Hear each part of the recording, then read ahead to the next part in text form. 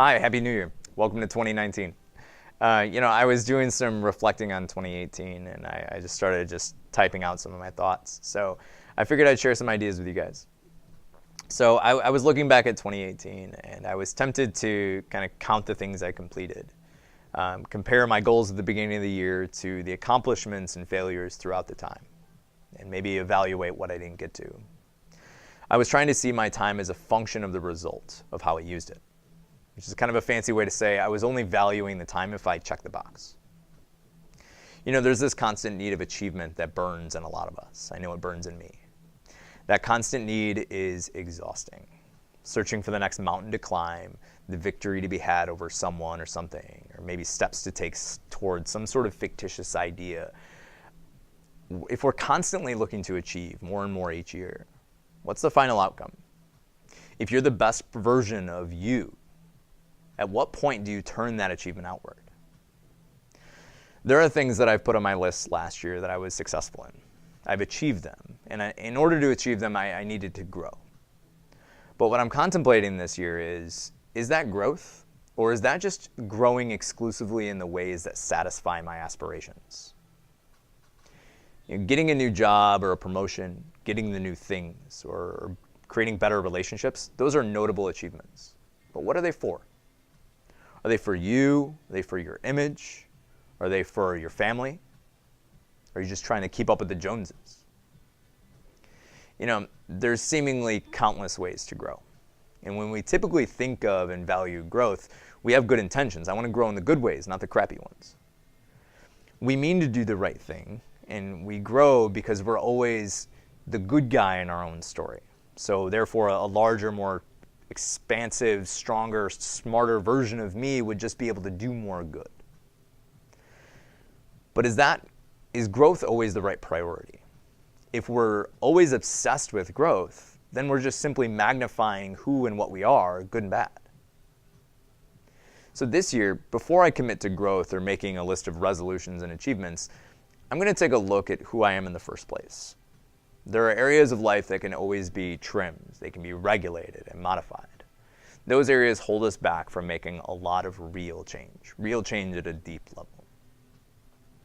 So as you grow and achieve, we're all likely to be successful in what we put our mind to. So you'll likely become more prosperous, famous, or whatever your external goal is. It's kind of irrelevant.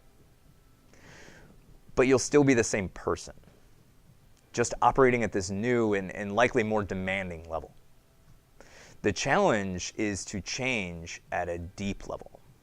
At our internal level, typically what's called the character, or these deeper levels that blind us from the self. So there's a lot of maps in philosophy, and I like the idea of a map because a map is this roadmap to getting to a place. And philosophy is a map, but it's an internal map. So there's a map that Stephen Covey created that I lay on top of yoga a lot of times, and maybe other books that I've read, or philosophies, I suppose, that make a lot of sense to me to interbe with each other. So for the new year, what I'm going to look at, and what made me think of this, is this aspiration, the achievement piece. But I think a lot of people may get benefit out of this. I'm going to make sure you can see it. So this first piece here is, there are three kind of forces that hold us back, or groupings that hold us back from making change at a kind of like a deep and meaningful level. One is appetites and passions, or what I could summarize as instant gratification.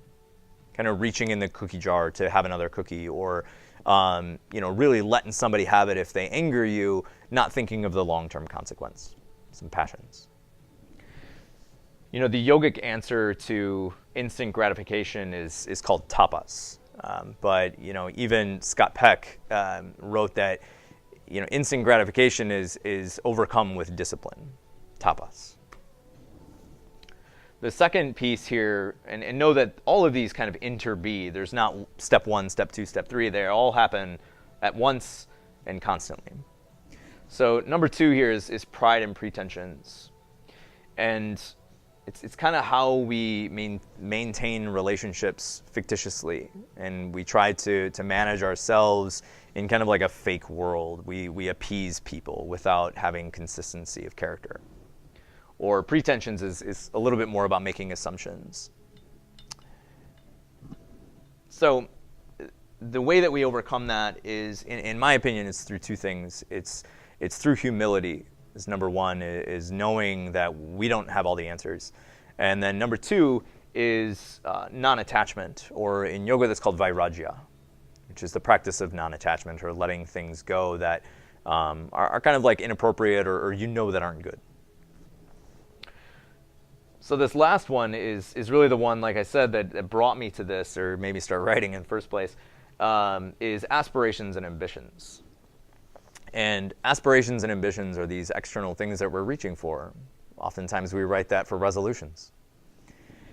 And the answer to them is to simply let go and to surrender.